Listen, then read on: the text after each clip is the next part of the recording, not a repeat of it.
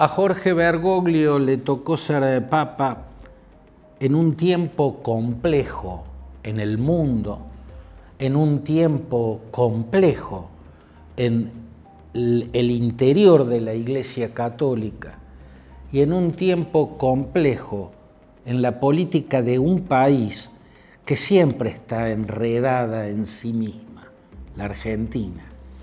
No era fácil para Francisco ser al mismo tiempo papa y argentino. Y sobre todo, lo que está claro es que no pudo resolver del todo bien esa complejidad. Esto no implica poner en él la responsabilidad de ser un papa que no pudo visitar su país en una gira pontificia.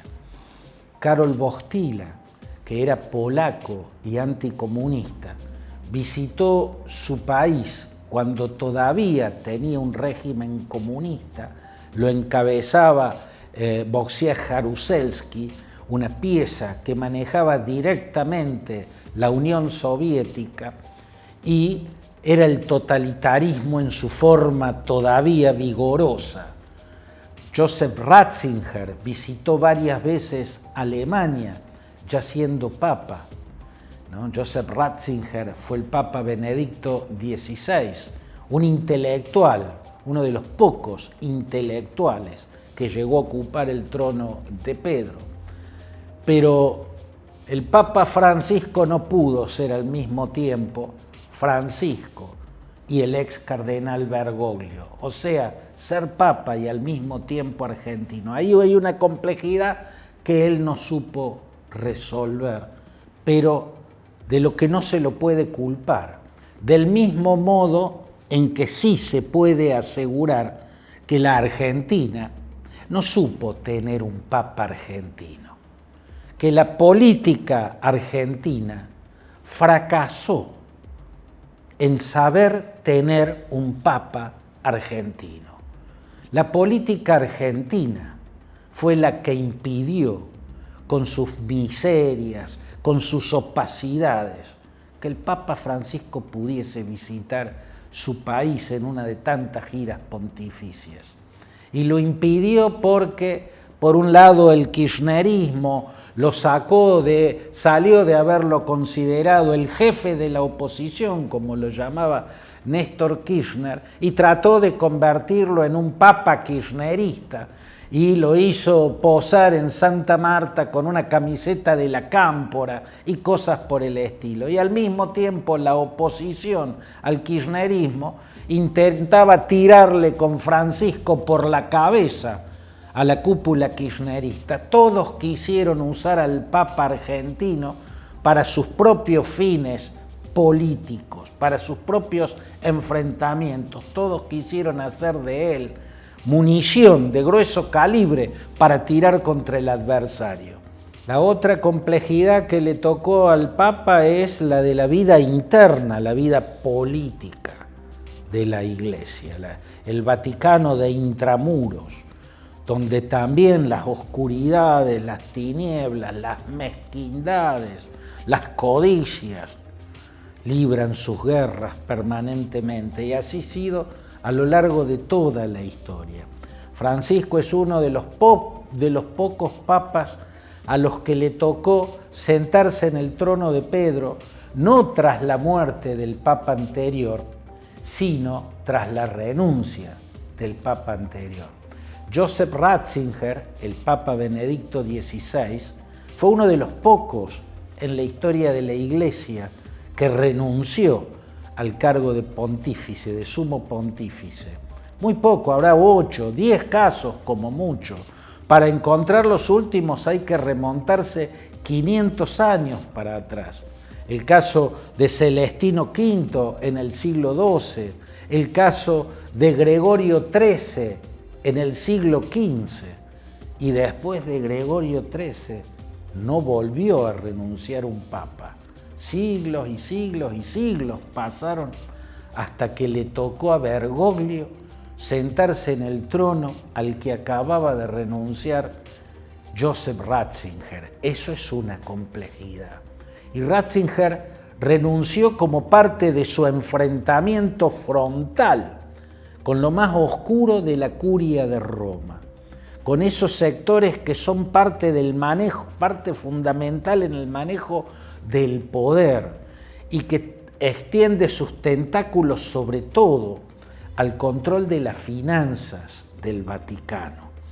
Desde los tiempos del Banco Ambrosiano, las finanzas del Vaticano estuvieron ligadas a mafias y a pujas internas que generaron crímenes, ¿no?, que marcaron la historia de la Iglesia y de Italia en el siglo XX, ¿no? Esas mafias enfrentaron a Ratzinger, y Ratzinger, un teólogo brillante, uno de los más lúcidos asesores que tuvo el Papa Angelo Giuseppe Roncalli, el Papa Juan XXIII en el Concilio Vaticano II, un intelectual lucidísimo y de una inmensa cultura y formación teológica, Joseph Ratzinger, siendo un hombre apegado a la tradición litúrgica, a la Iglesia apegada a las tradiciones y a los enfoques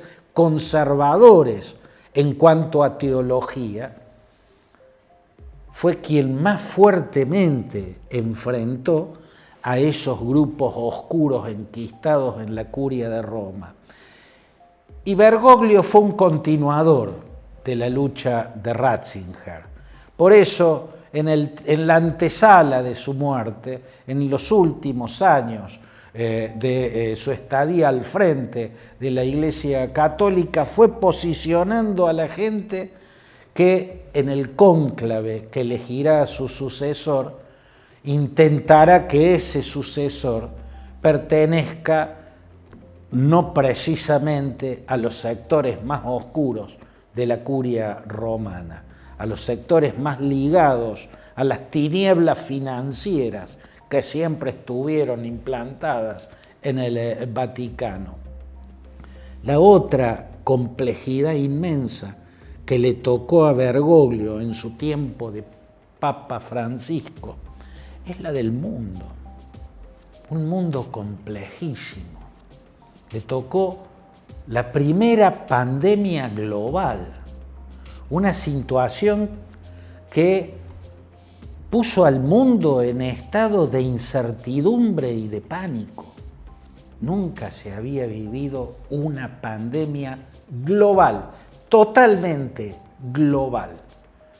Se vivió en este tiempo que le tocó a Francisco, el tiempo en el cual se llegó a la certeza absoluta, ya fuera de toda discusión, sobre el cambio climático.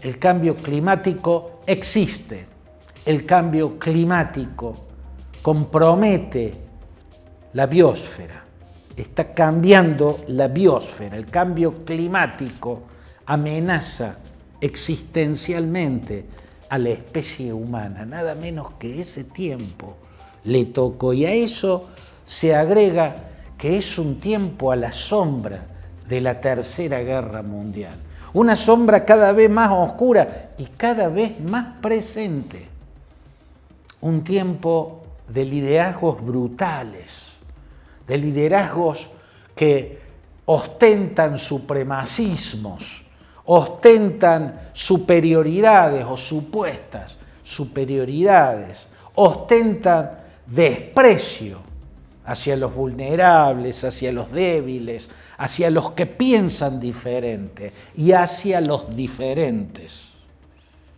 En un tiempo en el cual crece, debilitando las democracias de Occidente, esta modalidad de liderazgo insensible y brutal, que ostenta insensibilidad, que ostenta agresividad, que ostenta brutalidad, en ese tiempo le tocó a Francisco ser el jefe de la Iglesia Católica. Y creo que acá estuvo su mayor legado, porque el gran cambio de Bergoglio cuando se convirtió en Francisco implicó una ampliación de la visión que él tenía como miembro de la Iglesia sobre el rol fundamental, el compromiso fundamental de la Iglesia.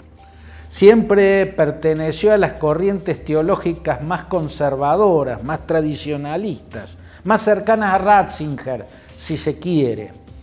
Pero en lo social siempre fue un cura con los pies en el barro, que quiere la Iglesia con los pies en el barro. Desde que entró al seminario de Villa Devoto, un seminario jesuita, hasta que fue un cura de parroquia, hasta que llegó a obispo, y cuando fue cardenal, y así llegó a papa. Pero una vez llegado a papa, empezó a ampliar la visión que tenía sobre el rol de la Iglesia. Mi impresión es que empezó a comprender el mensaje evangélico con una amplitud más grande. No solo la Iglesia tiene que estar al servicio de los pobres en el sentido económico-social de la palabra pobre.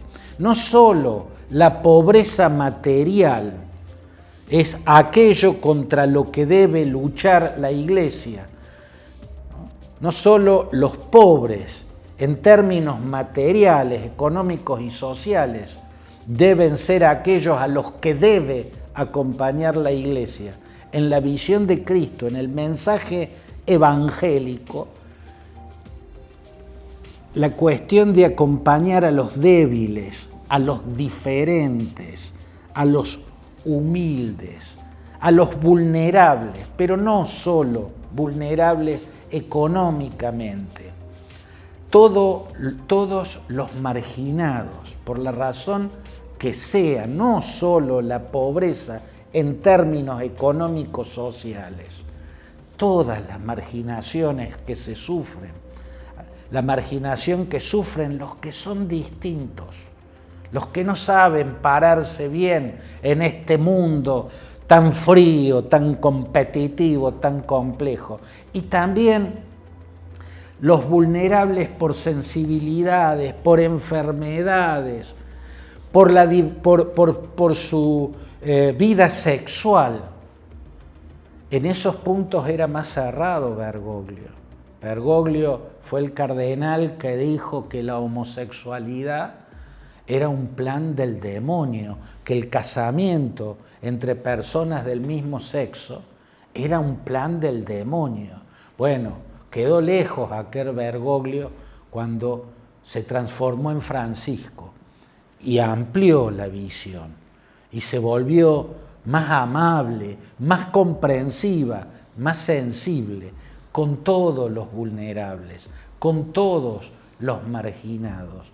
Y desde entonces creo yo que en esa posición, la de Papa, su liderazgo, ayudado también por su rostro, por el tono amable de su voz, por la calidez y la amabilidad en su forma de hablar y en el tono de su voz, pero también por su rostro y por su forma de gesticular, fue alguien que pudo irradiar bondad, que pudo irradiar humildad, que pudo irradiar aceptación a las diferencias, comprensión en las diferencias, aceptación de los diferentes. Y ese fue su gran aporte. Francisco habrá sido el Papa que irradió bondad en un tiempo de liderazgos que ostentaron crueldad, que ostentaron insensibilidad, que ostentaron brutalidad.